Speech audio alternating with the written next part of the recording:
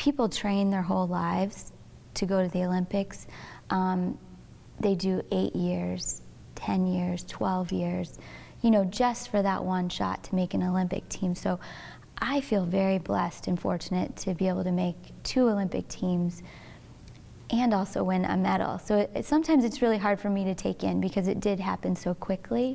So in 2000, it was the debut for women's weightlifting. So it was very special to be part of that. There were only 4 US women that went, and you know, to be one of those 4 and to represent the United States, and at the very first time women were being showcased in the Olympics was really exciting.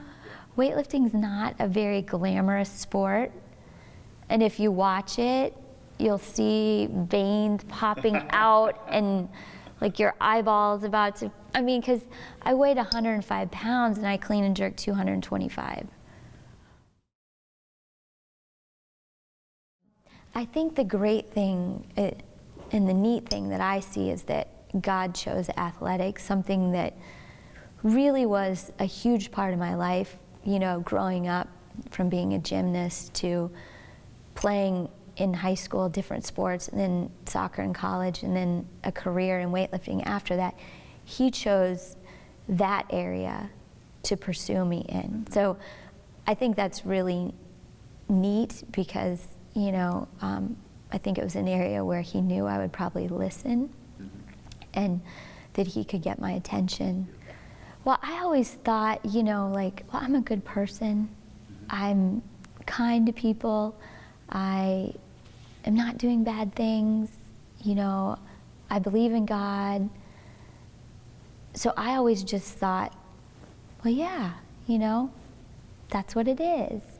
Until Casey explained it to me, you know, and just letting the Holy Spirit come into you and fill you, and how that changes you. And I saw a drastic change. I mean, living at the training center and training with weightlifters and other sports, when you're at that high level, you're extreme at a lot of things that you do, and it can ruin you, I think, at times, you know, and just it brought back that balance and really changed me in terms of people would cuss around me all the time, and you know, I didn't do that before, but it really made me more aware of it.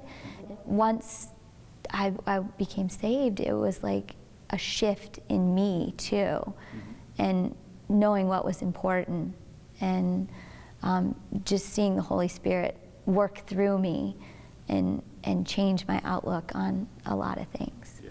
So it, you know, in 2004, it really became about like just glorifying God and what I was doing in all situations. And I think that's the neat thing too, is I took 10th place in 2004. Did not do well, you know, but I was still able to glorify God through the situation, you know, and people could see, well, she won a medal and she almost took last place, you know, but that's not what it's about, you know, and so I'm thankful that I got that opportunity on both ends of the spectrum to. Even leading, before I finished in 2004, I knew that it wasn't about the gold medal. Like, I knew it wasn't what defined you, and I didn't want it to define me. So I kept it in a junk drawer in the kitchen. I just want to make sure I remind myself as well that it's not about the medal. And even though I love to share it with people, and people love to see it, and I'm happy to do that, I think I need a reminder sometimes too. Because if you hang it up and you sit there and look at it and focus on it, it can become something that defines you.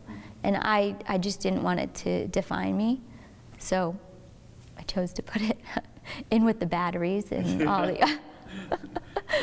the junk drawer in the kitchen, because I also needed that reminder on a daily basis, probably, you know, because you can get drawn back into that and thinking, well, I'm an Olympic champion, and do you know, and, Sure. and it just, I don't think it's healthy. And it's true, I think when you begin to focus on these things, you take your focus off of Christ. And so for me, that was kind of like a daily check, you know, like, gotta put your focus in the right place. Well, I think there's so much in athletics you can carry over into life, whether it be discipline, commitment, your work ethic, you know, following the rules, fair play, all of those things that you get through doing sports. I think to be a parent, you have to be disciplined in how you approach things with your kids, and you have to, you know, have patience, and you have to be resilient, and you know, just a lot of things that from weightlifting, I think that I use as being a mom. But it's a lot of work to be a parent, you know. And it's funny because a lot of people are so amazed with the medal and all of that, but I look at families that have 7 kids and I'm amazed with what they do. And you know, large families that make it all work. I mean, that's hard work. I don't know if God made me to be a stay-at-home mom, but He's called me to be a stay-at-home mom. And so He's working through me, you know, in me, while I'm raising our kids at home, and Casey has a demanding schedule.